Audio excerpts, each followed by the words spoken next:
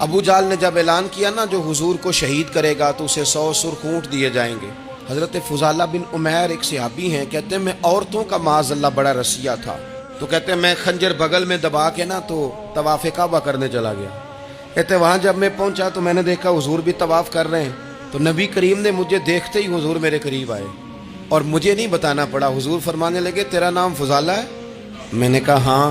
تو محبوب فرمانے لگے کیا باتیں کر رہے ہو اپنے آپ سے؟ کہتے ہیں میں دل میں سوچ رہا تھا کہ طواف کرتے میرے قریب سے گزریں گے تو خنجر مار دوں گا، کیا باتیں کر رہے تھے؟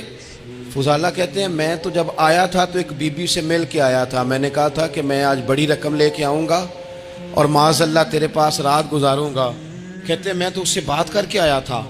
اب حضور سید عالم صلی اللہ علیہ وسلم نے پوچھا تو فضالہ ہے؟ میں نے کہا ہاں۔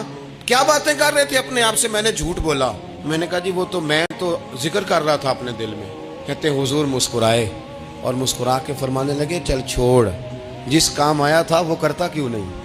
میں جو تیرے سامنے کھڑا ہوں تو کرنا، خیال آیا مسلمان نیک و بد پہچان جاتے ہیں اور آقا آدمی کے دل کی باتیں جان جاتے ہیں، کرنا وہ کام۔ تو فضالہ کہتے ہیں کہ میں کانپ گیا، میرے ہاتھ سے وہ خنجر گر گیا، حضور نے میرے سینے پہ ہاتھ پھیرا، اس طرح پھیرا کہ زندگی میں اتنا سکون کبھی نہیں ملا، میں قرار محسوس کرنے لگا۔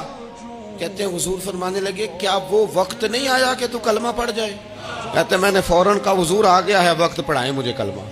کہتے ہیں نبی پاک نے کلمہ پڑھا دیا، میں مسلمان ہوا، میں واپس لوٹا تو وہی عورت بن سنور کر تیار ہو کر گلی میں کھڑی تھی۔ عادتیں بدل جاتی ہیں، شرط یہ ہے کہ ہم تھوڑی سی کوشش کریں، شرط یہ ہے کہ ہم اپنے آپ کو اللہ رسول کی بارگاہ میں پیش کریں۔ ہمیں سب سے زیادہ تکلیف میں ہماری اپنی عادات نے ڈالا ہے، ہماری اپنی خواہشات نفس نے ہمیں زیادہ آزمائشوں میں ڈالا ہے۔ کہتے ہیں وہ عورت بن سنور کے کھڑی تھی، جب میں واپس لوٹا تو پہلے میں اس کے پیچھے بھاگتا تھا، اب میں اس کے قریب سے گزر گیا تو اس نے آواز دی تو فضالہ نہیں؟